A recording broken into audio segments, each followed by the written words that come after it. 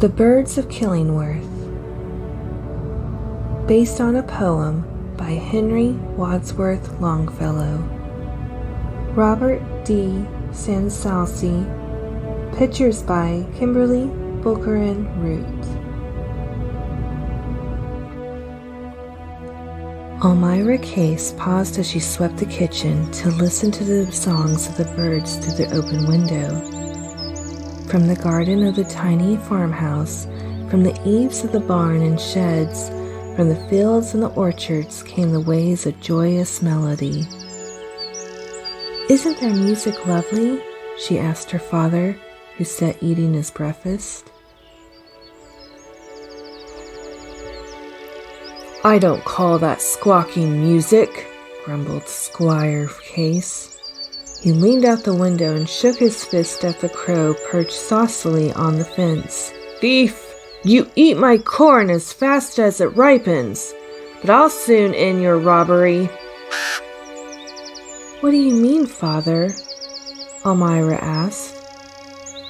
"I have called the farmers, folks towns, to a meeting this very day," he answered.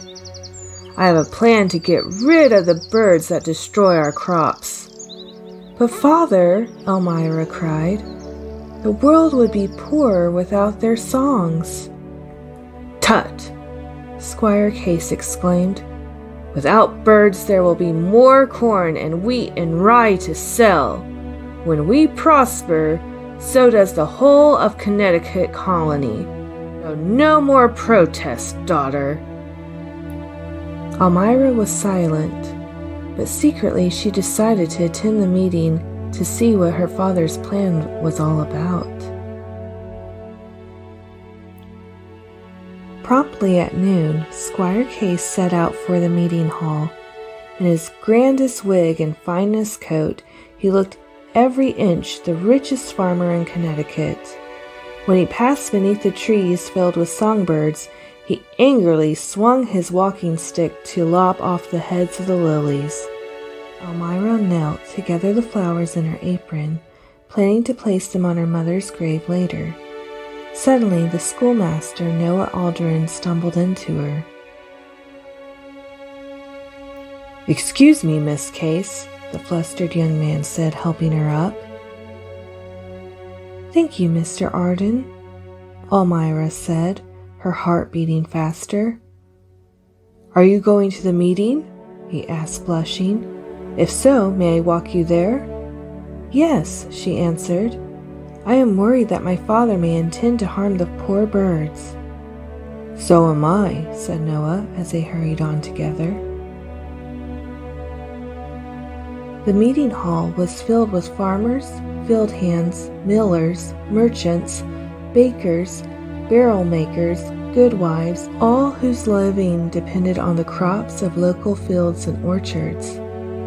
"The time has come to put an end to the birds and the ruin they bring to us," Squire Case declared.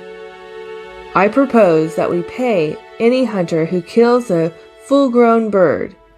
Without parents to tend them, the young in their nests will also perish." The town folks clapped and cried, "Yes, yes!" Elmira jumped to her feet, forgetting her desire for secrecy. "The birds give us their sweet songs every day.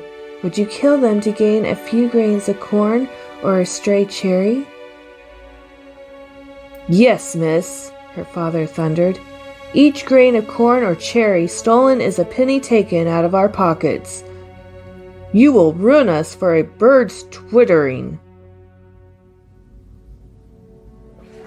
The crowd began to laugh, but they quieted as Noah rose to speak. "How can I teach your children to show mercy to the weak if you contradict my lessons?" he asked. "And surely the birds have some part in heaven's plan. Who are we to challenge the balance of creation?" "Who are we, schoolmaster?" Squire Case asked. "We are the ones who pay your wages. What is best for the town is best for you." Noah sat down like a scolded child, leaving Elmira standing by herself as Squire Case announced that the meeting was ended. When Noah asked to walk Elmira to the churchyard, she said, "I would rather go alone." So they went their separate ways. Hunters from far and wide came to Killingworth to shoot or trap birds and collect their payment. The songs of finches and meadowlarks were stilled, as were the loud caws of ravens and the soft coos of mourning doves. Innocent bluebirds, hawks, and owls perished along with their guiltier cousins. The crows, blue jays, and blackbirds that sometimes raided the farmers' fields or orchards. With their parents slain, the newly hatched young were left to die of hunger. Heavy-hearted, Elmira went about her chores. Her father, angry that she had challenged him in public, spoke to her only to report how many more birds had been killed. One afternoon, Elmira listened in distress as tiny robins in a nearby tree called for parents the hunters had killed. Unable to ignore their misery, she climbed the tree and gently lifted down the nest.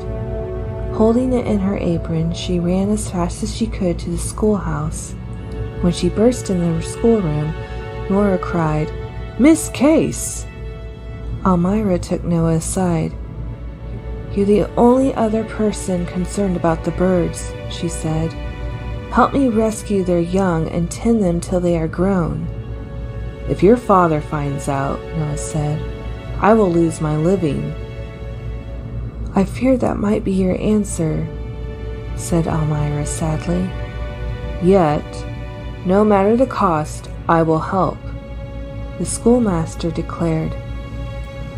"I believe the birds have a part in heaven's purpose. And," he added, "I am ashamed that I left you to stand alone before your father and the town." "That is past," Elmira said, touching his arm.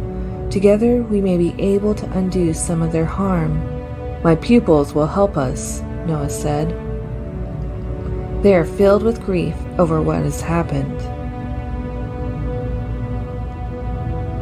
Secretly, Elmira, Noah, and the children began to gather helpless newborn birds from trees and hedgerows and eaves of barns. The rescuers brought the tiny birds to the schoolhouse and placed them in hastily built cages. They fed the cagelings with insects and worms, which were plentiful in Killingworth because there was no adult birds to eat them.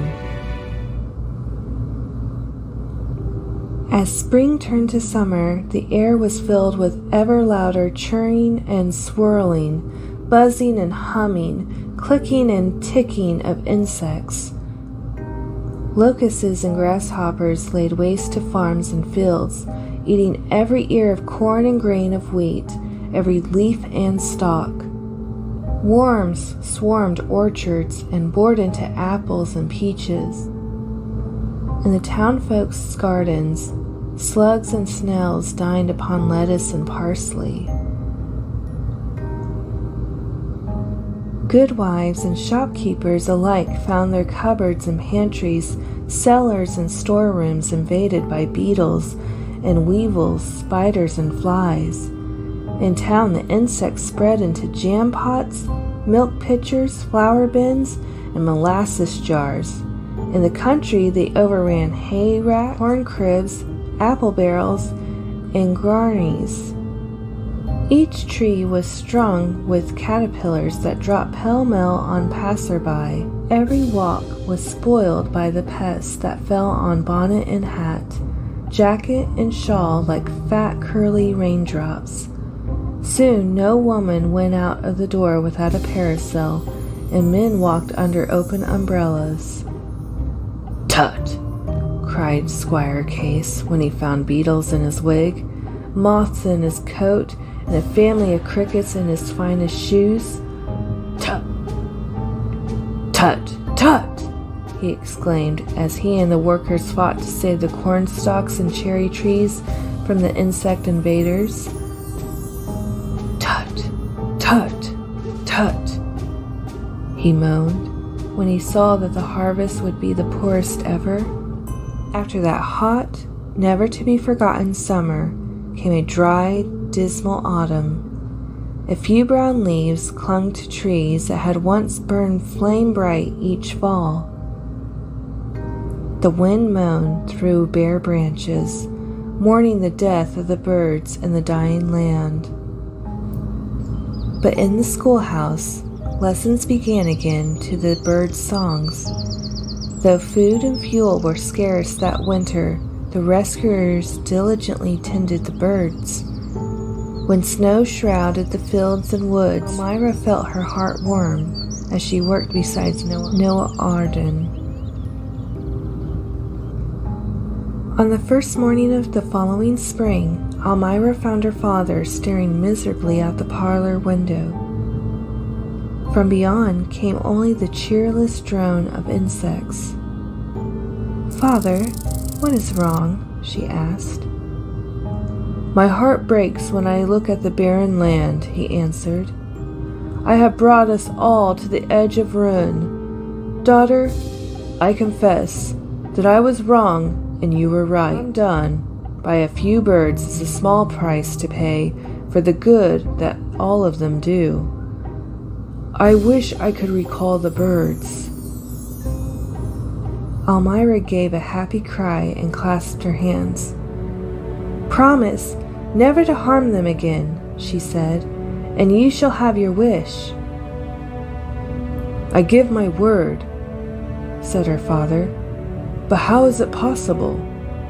"You will see," said Elmira. "Just gather the townfolk in the square," and she hurried towards the schoolhouse. So it was that the people of the town were treated to a strange and wonderful sight. Elmira and Noah led a parade of the school children with cages towards the town square.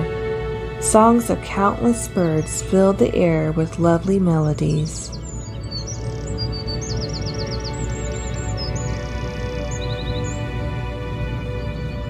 "Father," cried Elmira, "set the first ones free."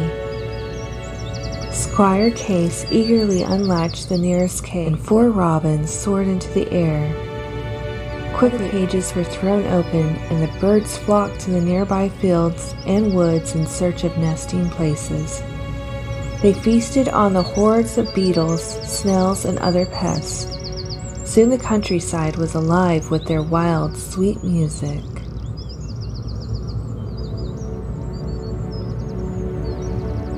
They sang still louder on the day of Elmira and Noah's wedding.